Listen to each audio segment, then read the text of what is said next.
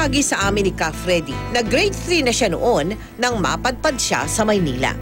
Dito na rin niya ipinagpatuloy ang pag-aaral. At nang makatuntong ng high school, nagsimula na siyang magpahaba ng buhok at tuluyang naging pasaway. Nagsimula yung disagreement namin ng tatay ko nung maging teenager ako. Siguro 12, 13, gano'n. Kasi yung magmula sa pangarap kong maging pulis katulad ng tatay ko at maging singer, nung mga 12, 13 ako, ang naiwan na lang singer. Maging singer na lang ako. Ba't nawala yung pulis? Ewan ko, kasi pag lumalaki ka, nag-iiba yung pangarap mo. Lalo na nung nag-move kami sa Maynila. Nagrebelde ako sa tatay ko kasi galing kami sa malaking bahay sa Isabela. Bigla kami lumipat sa napakaliit na bahay. Walang nagpaliwanag sa akin na dahil pala sa pagkakasakit ng tatay ko, naubos yung kanya na ipunta ng kayamanan para mabigyan siya ng second life. Okay. Walang nagsabi sa akin. So, ang naging tingin ko, parang hindi na pinahihirapan kayo hindi na niya ako mahal.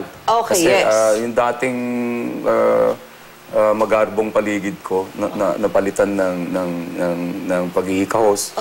Yung birthday ko dati na sineselebrate at marami kaming bisita, wala nang handa. Simple na lang.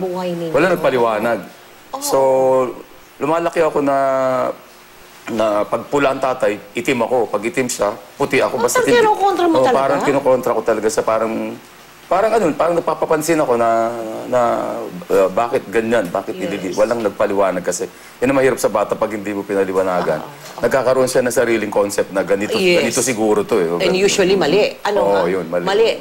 So, ibig sabihin nagrebelde ka na parating ngayon sinasabi mo, parati kayo nagkontra ng lalong-lalo na nung pinipilit niya pagkatapos ko ng high school na dapat maging abogado ako.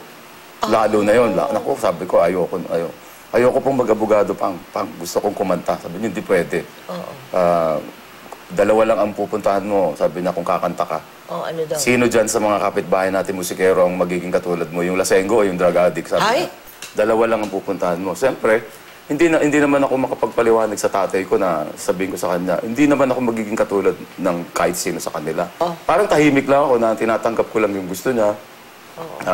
Pero ang loob mo nagre-rebelde yung loob mo. Wala akong planong sundin na pagdating niya, nagbabasa kunwari ako ng libro, pero yung libro, nasa loob ng libro, song hits. Nasa loob song hits, nagre-memorize ako ng mga kanta.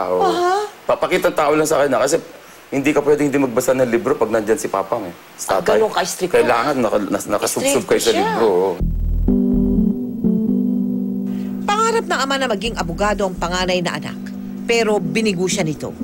Sa halip, kursong electrical engineering ang kinuha ni Ka Freddy dahil naisip niyang makatutulong ito sa paggawa ng mga musical instrument para mas mapayabong ang kaalaman niya sa musika. Mas pinili pa rin niya ang musika kaysa tapusin ang engineering dahilan para mas lalong magalit ang dismayadong ama.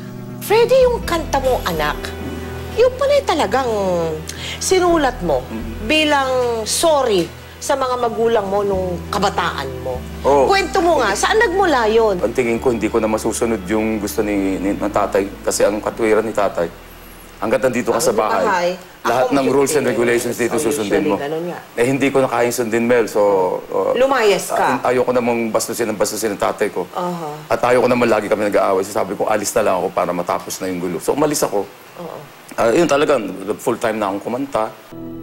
Sa gitna ng pag-iisa ni Ka Freddy, hindi niya inakala na malilikha niya ang isang awitin para sa mga sinuway na magulang. Saan punto dyan yung nagkaroon ka ng awakening na ginawa mo yung anak? Ito ngayon, dahil nga sa malayo na ako sa family ko, from Manila to Olongapo, wala akong kamag-anak doon. Nabigyan ako ng chance na kumanta doon. Napatuon ako doon sa isang bunton ng labada ko tapos napakaliit ng room ko doon Siguro isang dipat kalahati ko lang siguro. So, lahat ng kilos mo, makikita mo yung buong kwarto. Nakita ko yung manduduming damit. Tapos naalala ko, sabi ko, pag nandun ako sa bahay, walang ganyan. Maayos lahat yung damit ko. Tapos yun nag-blues na ako. Teka muna, bakit ba ako nandito? Ba't ako nalayo sa mga mahal ko sa buhay? Then I realized na because of my choice na maging musikero, kaya ako napalayo sa kanila. So, from that point, nagbigla ako nag-flashback. Saan ba ako nang galing? Ganun. Ba't ako nandito ngayon? So, na-realize, bumalik ako na nandun ako sa tiyan ng nanay ko. Okay. Tapos, pinanganak ako, nalagaan ako. Tapos, paglaki ko, imbes na sundin ko yung mga payo nila sa akin, kinontra ko silang lahat. No? Yung sitwasyon ko na ganun, kinuha ko yung gitara ko. Tapos, Right then and there, ha? oh, right there and then, parang bumalik ako. Pero parang, ganyan, no. Ano mo? Tapos, yun na. Nung isilang ka sa mundong ito. Dire-diretso na. Dire-diretso na yun. In less than 1 hour, Mel, You finished nagawa ko pati yung kwento, pati melody ng song. And then I recorded it in my mono cassette player. Yung cassette. O, nung araw, di ba? Oo. Pipindutin mo yung mono. Tapos nirecord ko siya, tapos kinanta ko siya. And then I played it back. Para akong bata. I'm crying. You cried. Magulgul ako. So may ano pala yung talaga? Yeah, I felt sorry, no? Oo, may emotional, may kasamang emotions. Sabi ko, na totoo. sinaktan ko yung nanay, tatay ko. Kaya naman pala binigay sa'yo ng Panginoon yun. Yung kantang anak, yung sapagkat, ito ngayon ang nagbago sa buhay mo eh.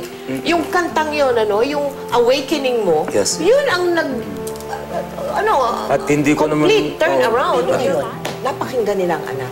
Nalaman nila, naabutan ba nila yun? So one day, umuwi ako sa Manila, sa bahay namin sa Santa Mesa, sa Cayetano, Arellano. Dala-dala ko yung lyrics. Sabi ko, Pang, ito po yung nagawa kong kanta. Tapos binasa ni Papang, yung tatay. Tapos nung mabasa niya, nagkaroon siya ng parang gusto niyang umiyak. Nagtiri. Kaya alam, masyadong macho yun eh, kasi chief of police, matapang. Oo nga, alam mo na. So, hindi siya napaiyak. Pero nakikita ko na parang gusto niya, maluhala siya. Tapos sinakbayan niya akong ganun, nagbago ka na, naintindihan mo na pala yung buhay. Sabi niya.